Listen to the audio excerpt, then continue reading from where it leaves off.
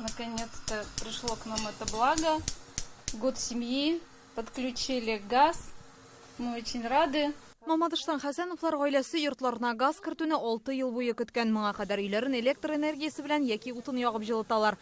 Елына 120 мең сумнан артык акча сарыф иткәннәр. Зәңгәр ягулык кертелгәннән соң чыгымнар 3 тапкырга кимәячәк, ди хуҗалар. Вообще здесь ни воды, ни газа, ни электричества, все это сами. Бу участокны сатып алганда монда су да, электр да, газ да үткәрелмәгән иде әле. Баштарак бераз куркытса да, әкренләп барысы да булды. Хәзер газда керткәч утын ташып мәшәкатьләнергә туры килмәс, матди яктан да чыгымнар кими. Такая гора с плеч. Бүгеннән Мамадыштагы күп балалы гаиләләр яшәүче әлеге микрорайонга газ килде. Халыкны зәңгәр ягулык белән тәэмин итү өчен 16 чакрымлык труба сузганнар. 2021 елдан алып Владимир Путин тәкъдиме белән тормышка ашырылучы өстәмә газлаштыру программасы буенча бу бушлай эшләнә. Хәзер 238 участокта зәңгәр ягулык бар.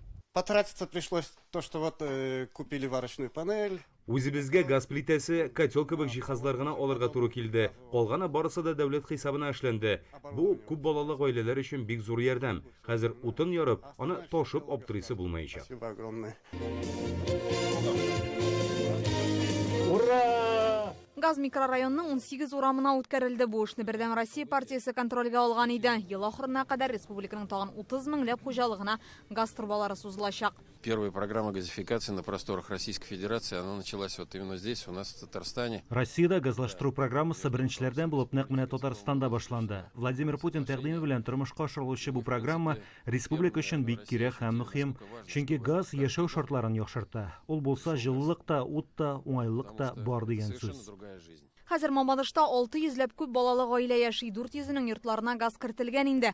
Калган 200 үз чиратын көтә. Конечно же, огромные слова благодарности руководству республики, лично Рустаму Нургалиевичу Минниханову. Бу программаны тормышка ашыруда теләктәшлек күрсәткән Рөстәм Миннихановка, әлеге объектларны салган төзүчеләргә, газны үткәрүдә булышлык күрсәткән һәркемгә рәхмәтемне әйтәм. Безнең илдә газ запасы җитәрлек. Сезгә зәңгәр ягулык өчен вакытында түләргә һәм куркынычсызлык кагыйдәләрен генә үтәргә кирәк. Платите за газ вовремя. 7-8 ел элек кенә Мамадышта газ юк иде. Өйләр төзсә, многодетнеләр төзи икән. Аларга газ бирә алмыйлар, техник условия бирә алмыйлар, чөнки газ юк иде. Менә шуның өчен безгә 23 километр иске Кмазыннан газ тартылды. Бүген Алабуга ягыннан газ килә. Аннан соң Тәкәнеш ягыннан тагын киләчәк бу якка. Шуңа күрә мин әйтәм инде 50 елга безнең газ проблемасы булмый. Өстәмә газлаштыру программасына һәркем кушыла ала, күпләр өчен ул бушлай. Шул исәптән махсус хәрби операциядә катнашучылар һәм аларның гаиләләре өчен дә. 2022 елның декабрендә Владимир Путин күп балалы аз керемле гаиләләргә, ветераннар, инвалидларга газ җиһазлары алу өчен 100 мең сум күләмендә субсидия бүлеп бирергә кушкан иде. Индилә Хөсәйнова, Рамзил Гарипов, Яңа Гасыр каналы.